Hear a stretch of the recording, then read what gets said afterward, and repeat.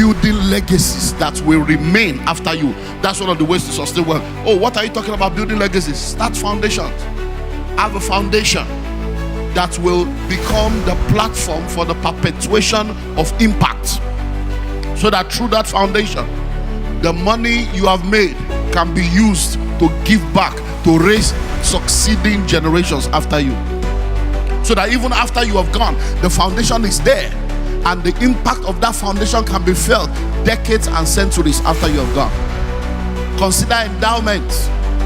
Many of you need to go back to your school, go back to your alma mater, go back there and begin to endow, come up with endowment funds to say, okay, in this school, I'm going to be building this hall. It's going to be the Olumide Emmanuel Hall for economics in the university. I'm going to be putting an endowment that everybody that comes to this school to study economics, everybody that comes to study entrepreneurship, the best 5 students, we have a $1 billion or $100,000 or $10,000 endowment fund to support their enterprise. So these are things that will be there.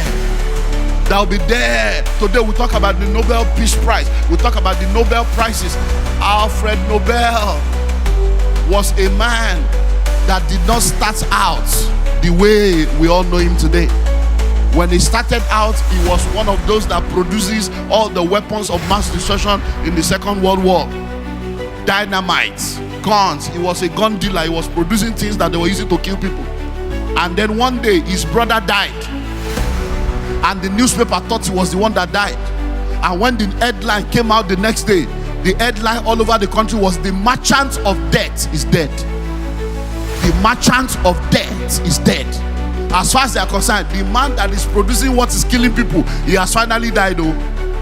And when Alfred Nobel woke up and saw the headline, he said, I'm alive now, I'm not dead. He now found out that his brother died. So they thought he was his brother. That he was, he said, so you mean that if I die, this is what they will remember about me, that I'm the one that produces what kills people? And he called his lawyers together. He said, today I'm changing my will, I'm changing my formula. Every money I'm making from today, I want to put money into what will help people. I don't want to be known as a man that kills people. So endowment for peace, endowment for drugs, all kinds of scientific invention. Many of the things that has helped keep people alive today were sponsored and paid for by the Nobel platform. So that is one of the things you need to begin to do. Let me speak to the issue of trust.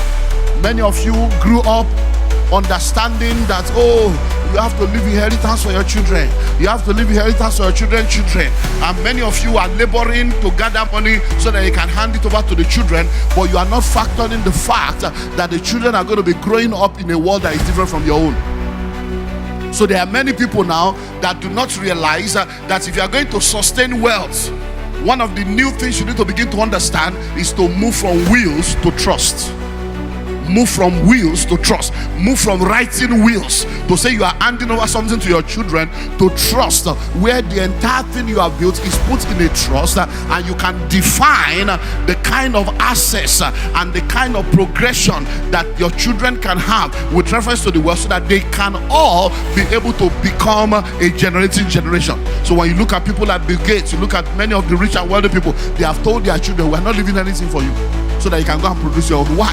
Because transgenerational wealth will not happen except every generation becomes a generating generation.